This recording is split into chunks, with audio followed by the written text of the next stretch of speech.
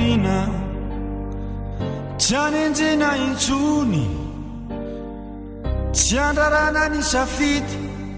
zay fanomeko aniny oloniny aza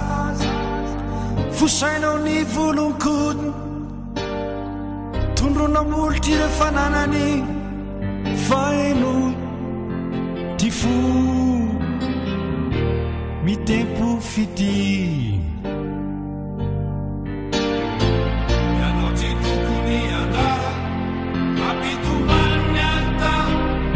aleo avy ny anjara ianao tsy tokony tsara mampitomany anta ale itoy ny tantara fantatro ataonao gazety ny lasaka anakyvin'lay malalako